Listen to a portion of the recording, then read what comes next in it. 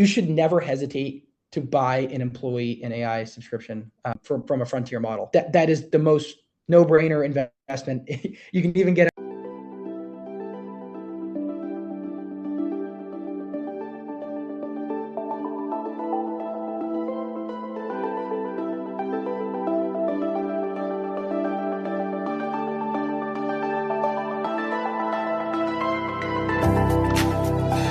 as all of you live, probably every day.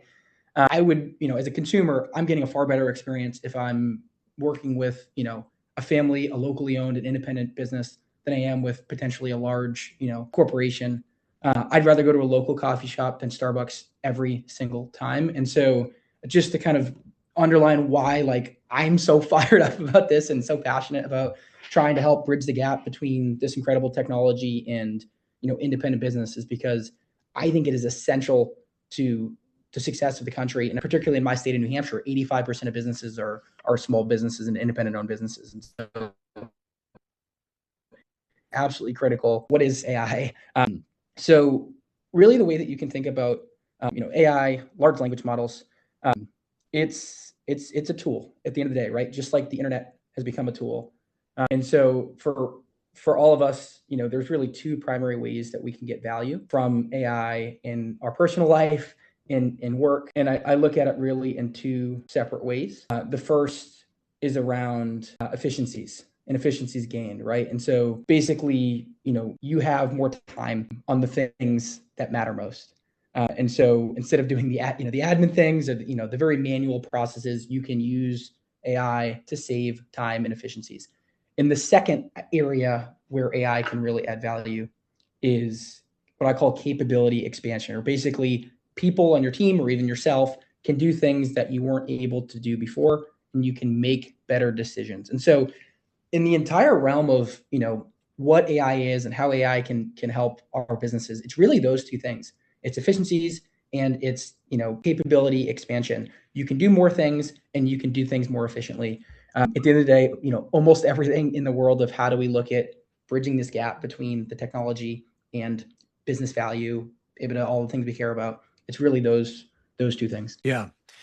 And so in essence, we've created, and it's, I think the other thing that I when we talk about AI, much like other things in our lives, we're talking about something that's extremely dynamic. What we'll talk about today and some solutions that AI can solve, even in a matter of a few weeks' time, those things could be expanded and optimized, and there could be additional things that we may not even be thinking about yet. And it's changing. I mean, for someone that I would probably put myself in more of a super user realm between some of the systems that we use and what we've programmed for different reasons. And what I'm finding is that how good it is just keeps getting better, and how, if not only speed, time, energy, effort, but also the outcome of what's coming on the other side. And so it's like, I would add that no matter what your experience that is coming into this, it's probably as worse as it's ever going to get. It's only whatever it is, it's only going to improve. And I think that's also an aspect of what we think about.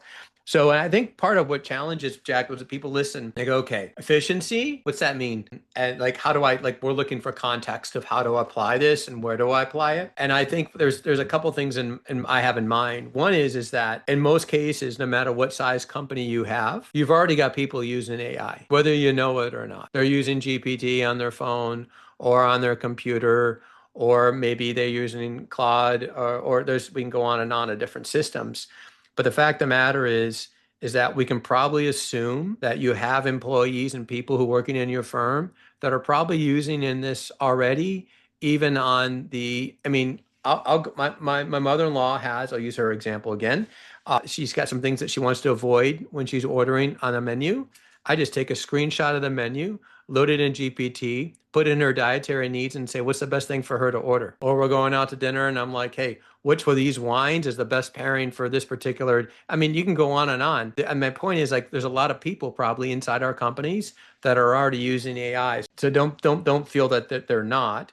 I mean, Jack, I'm curious on this topic, and it's a little bit of a sidebar. Do you think we should be thinking about policies about when and where we use AI as a company?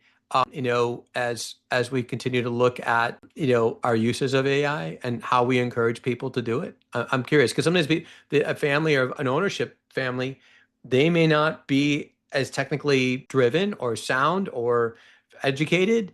And now we're telling people what to do or not to do, and with something that we're maybe not a whole lot of familiarity with. Yeah, sure. So I think you absolutely should have a policy, but I think when people think policies, they think long, complicated. Like no, right? Like what you want to avoid, particularly depending on the sector that your business is in, is what you call shadow IT, or basically, like Chris said, people are using AI regularly in their own life. You don't want them just putting business context into a free version of Claude, OpenAI, whatever, right? The premise of paying for a subscription instead of just using the free version is that they won't train on your data, and you do not want to be giving away company IP, company information, in any kind of public domain, obviously. And so, what we kind of will advise folks, and particularly for folks that may not have technical teams, depending on the size of your organization, usually it's folks in the C-suite, and you want to have a really succinct policy around using paid subscriptions, and ideally having a list of, for example, with AI note takers, right? Have a go-to ready that you can refer folks on your company to. Okay. Things of that nature, right? And this should be like 2 pages. Like it doesn't need to be in depth, or else people aren't going to use it, and you're not going to get the value from it.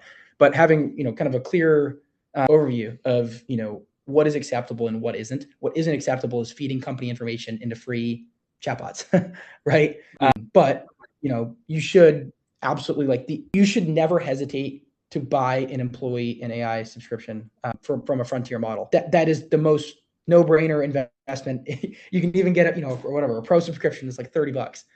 Like, would you rather have your people be doing things inefficiently and manually? Like, would you rather have people commuting to work on bicycles or cars, right? Yeah. And so just kind of tangibly there on policies, Chris.